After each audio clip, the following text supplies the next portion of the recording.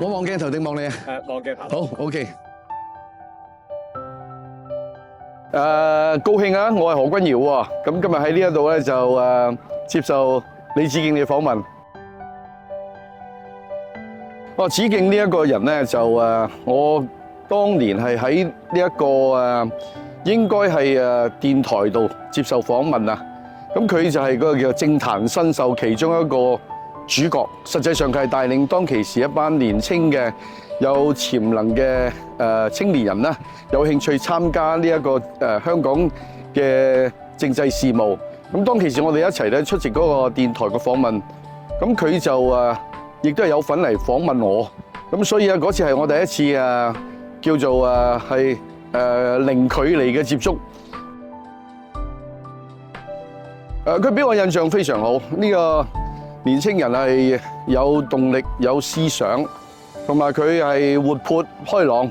咁呢一種咧係我哋香港需要嘅一種動力，係一種新風氣，而且就對香港嘅政治嘅嗰個同埋嗰個事情啊、社會事情咧有好敏感嘅嗰個觸覺，亦都有見地。而當其時佢咁年青，而家佢仲好年青啊，有咁嘅睇法咧，難能可貴。梓敬係佢有佢自己嘅特質同埋個條件，值得去支持之外咧，咁梓敬係其中一個咧，係有咁嘅真誠同埋可以信賴嘅一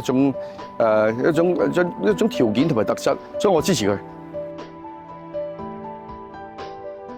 我嘅立場就好簡單，係以大局同埋一個整體嘅健康嘅社會嘅發展咧，我唔能夠喺呢一方面退讓半寸。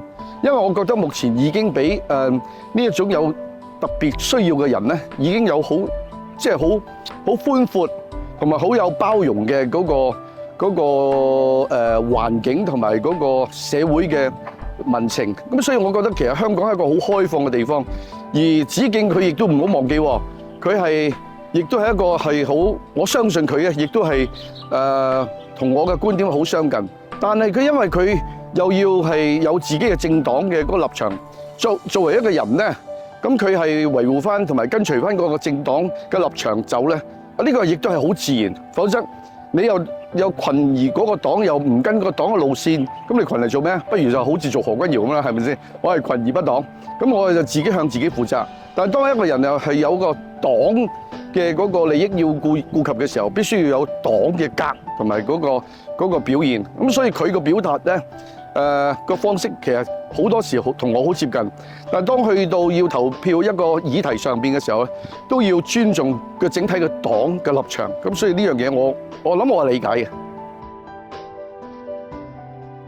好啦，剛才咧就我講出咗我支持梓敬嘅原因，佢嘅特質、佢嘅條件同埋佢嘅態度。